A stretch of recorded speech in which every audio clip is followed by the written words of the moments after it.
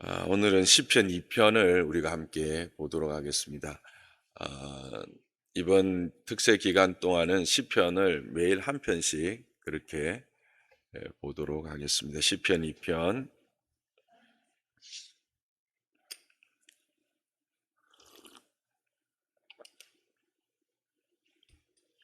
1절에서 12절을 교독합니다. 어찌하여 이방 나라들이 분노하며 민족들이 헛된 일을 꾸미는가?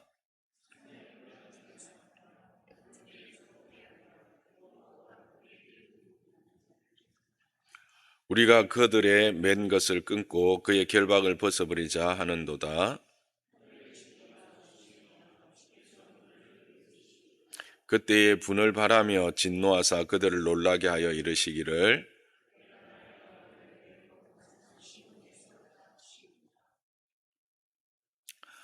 내가 여호와의 명령을 전하노라. 여호와께서 내게 이르시되 너는 내 아들이라. 오늘 내가 너를 낳았도다.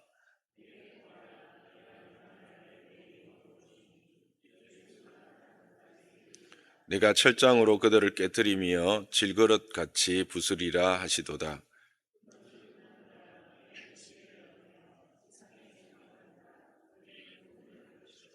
여호와를 경외함으로 숨기고 떨며 즐거워할지어다.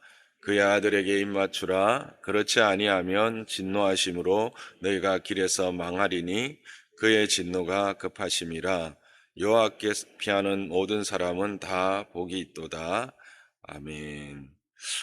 이 시편 2편은 메시아의 시편이다라고 하는 걸로 많은 분들이 알고 계실 것입니다. 특히 시편 2편은 이 메시아의 시편 가운데 여호와의 기름 부음 받은 자의 노래라고 하는 또 제목도 따로 가지고 있는 시편이지요. 그래서 우리는 이 시편 1편과 시편 1편이 거의 이제 상관이 없는 것처럼 이렇게 읽고 묵상하는데 실질적으로 보면 아주 밀접한 관계가 있습니다. 시편 1편은 어떤 개인이 즉 그의 삶의 복됨을 어떻게 누릴 수 있을 것인가 해서 악인의 꾀에 죄인의 길에 오만한 자리에 앉지 아니하는 그런 삶을 살아가는 거죠. 그리고 여호와의 율법을 즐거워하는 것, 여호와의 통치, 여호와의 그 다스림 안에 있는 것을 그의 삶의 가장 큰 기쁨으로 여기며 그렇게 살아가는 자, 그런 자가 복되어서 시냇가에 심겨진 나무와 같은 은혜를 누리게 된다라고 하는 것입니다. 그게 변해서 2편은 이제 국가 이방 나라들과 민족들과 군왕들이 이제 하나님을 대적하는 하나님의 목적과 그 나라를 세우고 왕을 세운 하나님의 그 뜻과 하나님의 계획과 하나님의 목적에서 벗어나서 이제 자신들의 계획과 자신들의 뜻을 세우면서 자신들이 결국은 오만한 자의 자리, 어, 그 왕의 자리, 자신이 주인이 되는 자리를 앉아서 하나님을 대적하는 것에 대한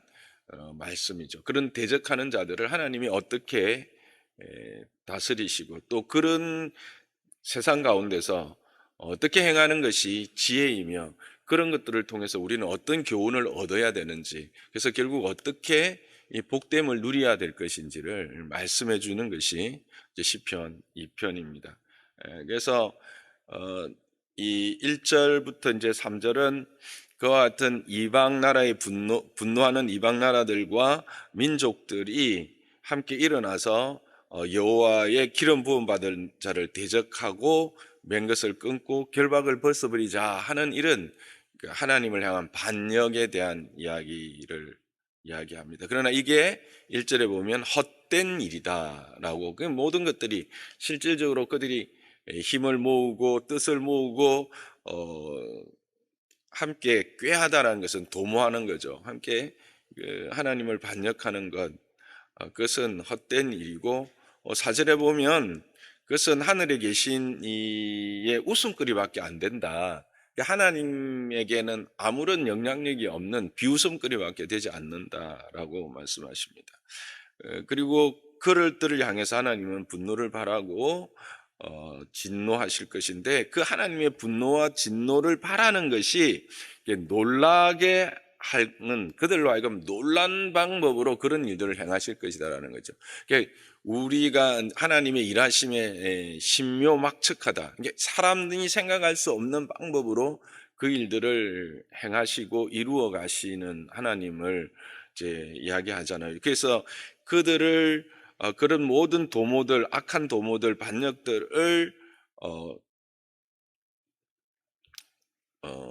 부수고 그 모든 것들을 무효화시키는 일을 어떻게 하시느냐 하면, 어, 하나님의 왕, 하나님께서 세우신 왕을 그 거룩한 산 시온에 세움으로써 그 일들을 이루어 가실 것이다 라고 하는 것입니다. 이것은 우리가 아는 것처럼 그 하나님의 구원의 계획을 따라서 행하실 것이다 라는 거죠. 그 구원의 계획은 우리가 잘 알고 있는 창세기 3장 15절에서의 원시복음, 원수와 여자의 후손과 그 원수가 되게, 뱀의 후손 원수가 되게 하고, 그리고 아브라함의 후손 유다의 족속을 통해서 거기에서 홀이 끊어지지 않게 하는, 그리고 결국 다윗 후손을 통해서 그 왕을 세울 것이다라고 하는, 하나님의 언약을 통해서 하시겠다라고 하는 것이죠. 그래서 그 거룩한 산 시온에 세워서 거기를 행하겠다. 그리고 그는 하나님의 아들이라 라고 하는, 그 하나님의 아들로서의 신분을 가진 자를 그와 같은 자리에서 세운다. 우리 이 시편을 처음에 읽고 이렇게 해석했던 사람들은, 이게 구약의 사람들은 이게 어떤 형태로 나타날지에 대해서 실질적으로 그림이 그려지지 않았을 거예요. 그림이 그려질 수가 없어요. 하나님이 하나님의 아들을 그 다윗의 후손으로 보낸다라는 게 뭘까? 다윗조차도 이제 오실이 메시아를 향해서 주가 내 발등상이 될 때까지라고 하는 그런 고백들을 이제 하잖아요. 하나님이 아주 신묘한 방법으로 그렇게 행하시는데, 그 행함으로 그들의 죄악들, 하나님을 반역하는 죄악들을 해결을 하실 것이다 라고 하는 겁니다. 근데 여기서도 이제 다 숨어 있는 것들이 많이 있죠. 그 방법이 신묘한, 놀랍게 하는 방법이 이제 그를 거룩한 시온산에 세우겠다라고 하는 이 세움이라고 하는 것 안에는 아주 많은 것들이 있습니다. 우리가 일차적으로 생각하는 것은 그냥 왕으로 이렇게 세워서 세상적인 어떤 통치, 그러니까 뒤에 나오는 철장으로 그들을 질그릇같이 부수는, 정복하는 왕, 다스리는 왕으로 생각한 거죠. 유대인들도 그 생각을 한 거예요. 그렇게 해서 그들은 예수님이 왔을 때 예수님의 어떤 사역이나 이 말씀을 통해서 그를 메시아로 받을 수가 없었던 거예요. 그들은 분명히 오실 메시아는 철장으로 이 모든 이방의 도모들, 하나님을 대적하는 것들을 무찌르고 정복하는 왕으로 와야 되는데, 이는 그런 모습이 아니잖아요. 그들은 이사야 53장에 나오는 그 고난받는 종의 이중적 그리스도의 메시아에 대한 부분을 몰랐던 거죠. 그래서 여기서 산에 세운다, 내 산 시온산에 세운다라는 것은 그를 참 왕으로 세우는데, 그 왕으로 세우는 방법이 어떤 방법이다? 십자가라고 하는 참으로 세상에 누구도 생각할 수 없는 아주 놀라운 방법을 선택하시는 거죠. 그래서 이게 참으로 놀라운 방법인 것은, 죄인들을 구하기 위해서, 그러니까 죄는 벌하시고 죄는 완전히 망하여 깨트리듯이, 질그릇 깨트리시듯이 깨트려서 죄는 벌하고, 그러나 그 죄인들은 구원해 내시는 이 하나님의 아주 절묘한, 하나님만이 하실 수 있는 방법을 여기서 선택하시는 것을 이야기를 담고 있습니다. 이 이야기 안에. 근데 우리는 이걸 알아요. 그래서 신약을 사는 우리들이 참으로 복되다 하는 것이 이 하나님의 복음이 감추어졌던 복음이 이제 그리스도 안에서 성령을 통해서 우리에게 드러나서 우리가 그것에 대해서 그래도 더 밝히 보여지는 이 은혜를 누리고 있기 때문에 그런 거죠. 그래서 10절에 결국은 이런 그 왕으로 오실 그 하나님의 아들을 통해서 깨뜨림을 당하지 않고 망하지 않기 위해서는 10절에 지혜를 얻으며 교훈을 받으라 그렇게 말하고 있습니다. 어떤 지혜와 어떤 교훈인가? 여호와를 경외함으로 섬기며 떨며 즐거워할지어다 그렇게 이야기합니다. 여호와를 경외해라, 섬겨라, 떨며 즐거워하라. 이 참 떠는 것과 즐거움 이게 매치가 잘 안 되지 않아요. 그런데 이게 바로 경외함이죠. 하나님의 크심과 은혜로우심에 대한 하나님의 크심과 웅장함과 그 거대한 그 앞에서 우리는 떨 수밖에 없습니다. 그러나 그 하나님이 어떤 하나님이다? 이 모든 것들을 평정하시고 결국 우리를 그 죽음에서 죄에서 건져내실 분이니까, 그리고 우리는 그것을 건짐받은 자들이니까 즐거워하는 것이죠. 그리고 그의 아들에게 입 맞추라. 옛날에 이제 우리가 영화 같은 거 보면 이렇게 뭐 왕이 이렇게 오면 신하들이 앉아서 이 손을 잡고 입 맞추잖아요. 그게 무슨 뜻일까요? 나는 당신의 종입니다. 나는 당신에게 굴복합니다. 나는 당신에게 복종하겠습니다. 그런 굴복의 의미거든요. 물론 당신을 사랑합니다. 뭐 이런 어떤 의미도 있지만 그런 하나님께 철저하게 그에게 순종하고 복종하는 자가 되어라. 그렇지 아니하면 진노하심으로 너희가 길에서 망하리라. 길에서 망한다라는 말은 뭘까요? 우리의 삶에 뭐 어떤 결과를 얻는 것이 아니라 삶의 도중 어느 순간에 나도 모르는 사이에 그렇게 망하게 되어진 것이다라는 겁니다. 그래서 그의 진노가 급함이라. 여호와께 피하는 모든 자는 다 복이 있다. 그래서 결국 여호와께, 근데 여기 이제 여호와께로 해석되어져 있는 이것이 원문에 보면 그에게 피하는 모든 사람은 복이 있다 이렇게 해석을 이제 하는 게 원문을 그대로 이제 옮긴 건데, 근데 여기서 이제 우리 개역 개정에는 여호와로 이제 해석을 했는데 칼빈 같은 그 분은 여기를 이 문맥상으로 볼 때 메시아 아들로 오신 그 시온산에 세워진 왕 메시아를 이야기를 한다고 해석을 합니다. 근데 뭐 그거는 상관없을 것 같아요. 어쨌든 하나님께 여호와께 피하는 자, 여기 피한다라는 것은 그를 피난처로 삼는 자라고 하는 의미입니다.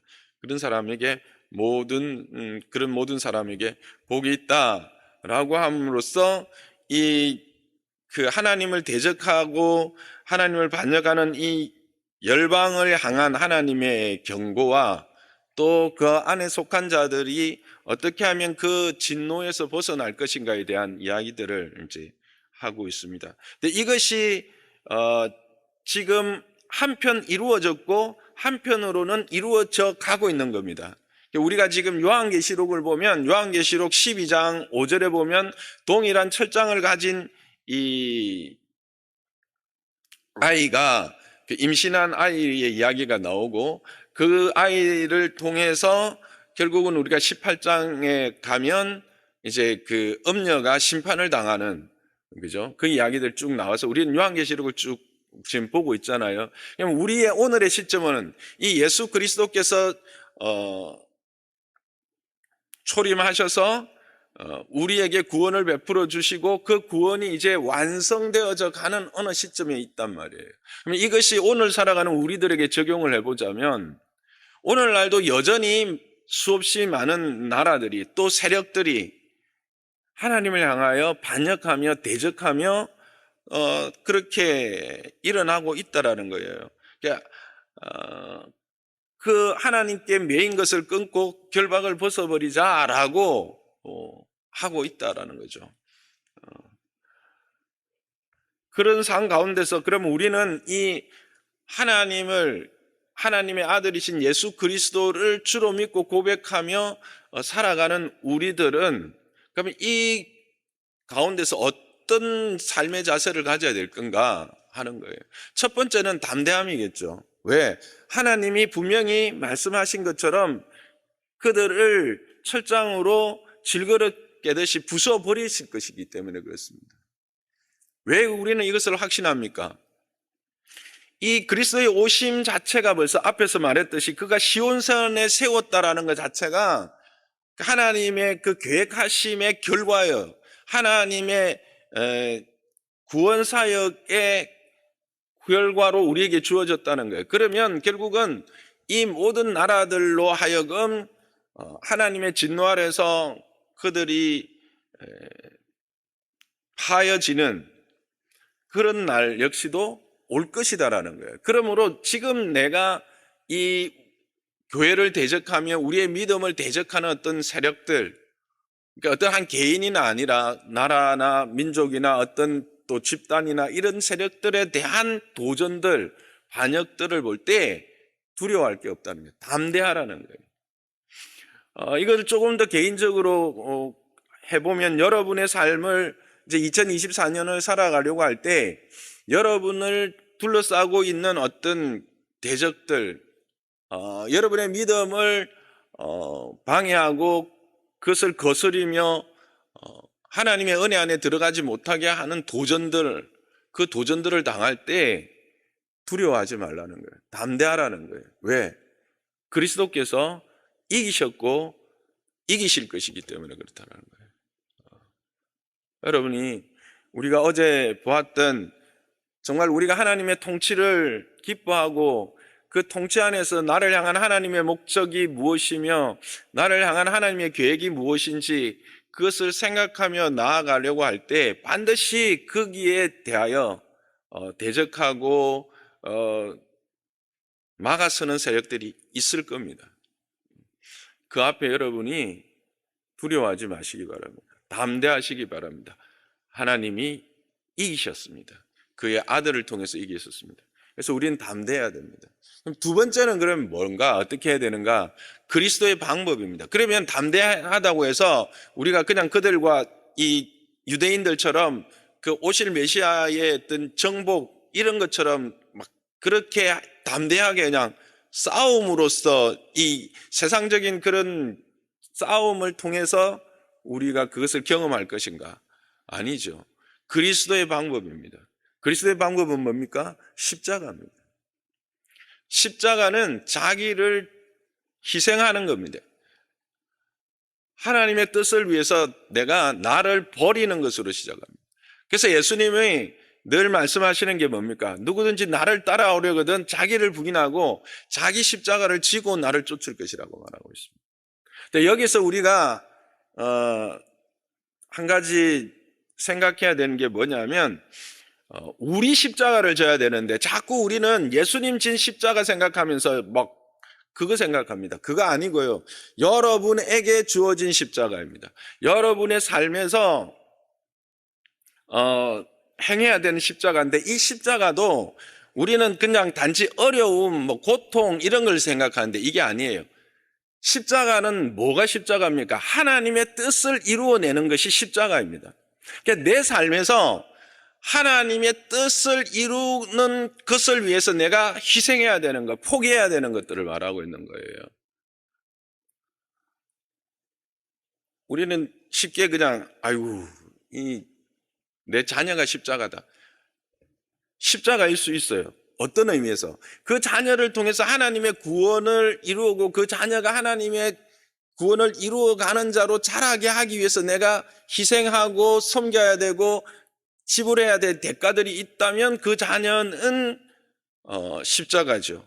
그런 의미에서. 그런데 내게 내 말 안 듣고 내가 원하는 대로 안 움직여서 내가 힘들어서 십자가다. 이거는 아니다라는 거예요. 우리의 십자가의 의미를 자꾸 잘못 해석을 하는데, 십자가는 하나님의 뜻을 내 안에서 실현시켜서 하나님의 구원을 이 땅 가운데 이루어내는 것, 그게 십자가입니다. 그래서 여러분의 삶이 2024년에도 분명 어떤 세력들로 인해서 여러분의 믿음을 하나님의 은혜의 복음 안에서 누리는 이 기쁨과 감격들을 방해하고 또 하나님의 뜻을 이루어가는 그 일을 막아서는 그런 세력들이 분명히 있을 것입니다. 그때 여러분이 담대하시되, 그러나 그 안에서 우리의 자세는 십자가를 지는 자세입니다.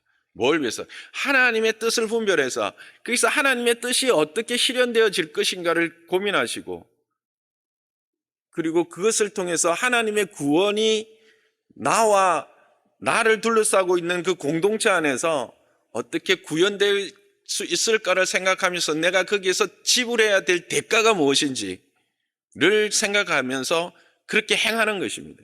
그게 십자가를 지는 것이죠. 그러면 누가 일하실까요? 누가 일하실까요? 하나님이 일하십니다. 그게 우리가 시편 2편을 통해서 오늘을 살아가는 이 새로운 한 해를 살아가면서 이 말씀을 묵상하는 적용으로 저는 받았습니다.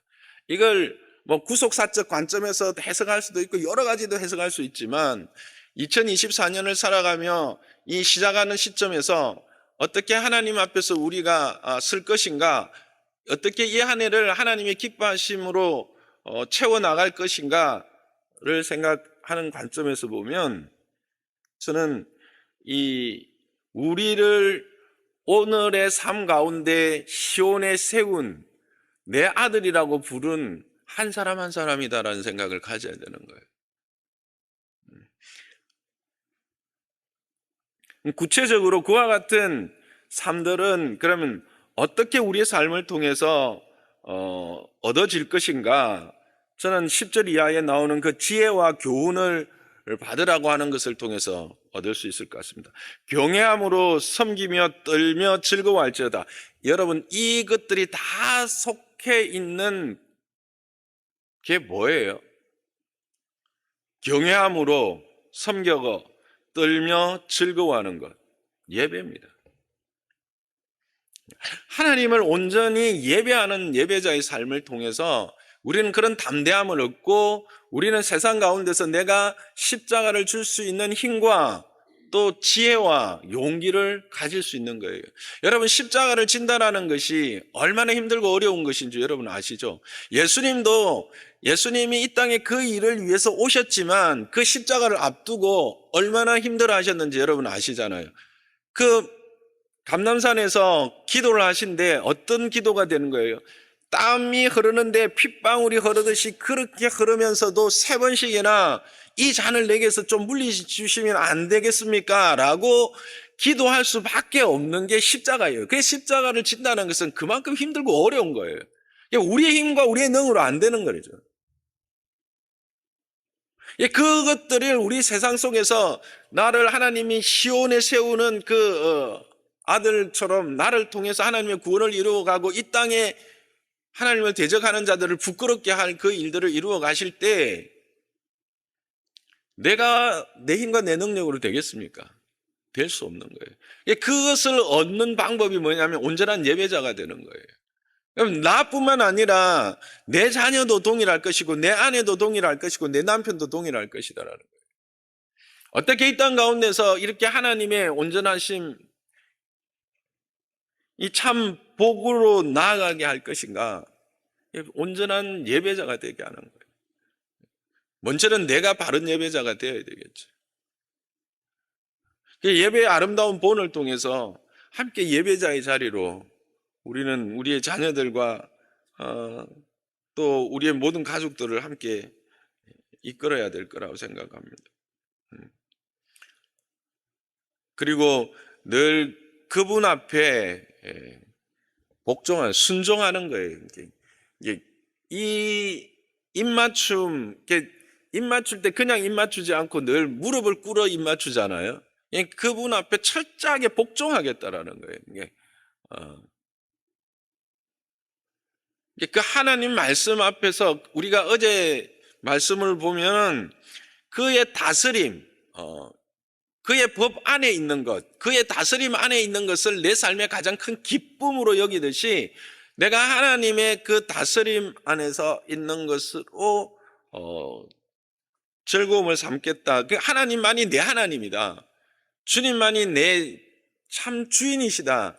라고 하는 것들을 고백하고 그런 것을 삶으로 드러나게 보여주는 것. 그리고 여호와를 피난처로 삼아서 살아가는 삶. 이 다 예배라고 하는 것 안에 함께 포함되어 있는 겁니다. 저와 여러분 올 한 해가 어느 한 해 쉬운 한 해가 어디 있었습니까? 어떤 해도 한 해를 다 지나고 나면 다사다난이라는 단어가 필요 없던 해가 저도 60년을 지금 넘게 살았는데 없었어요. 우리 앞에 어떤 일들이 일어날 줄 모르고 특히 어떤 세력들이나 어떤 몰라요. 그러나 이 말씀을 통해서 하나님은 수가 많으시다. 하나님은 놀라운 방법으로 우리의 구원을 이루어내셨듯이 우리의 오늘 2024년의 삶들도 인도하시고 하나님께서 우리를 사용하실 것이다. 그것을 우리는 분명히 알아야 돼요. 그래서 우리는 그 하나님을 의지함으로써 담대하고 그러나 십자가를 지는 그와 같은 삶의 모습을 우리는 세상에 보여주고 그렇게 살아감으로써 그 하나님의 이기심을 세상에 분명히 드러내게 될 것입니다. 2024년을 살아가는 저와 여러분이 이 말씀이 힘이 되고 또 지혜가 되고 교훈이 되어서 참으로 복된 한 해가 되기를 주님의 이름으로 축복합니다.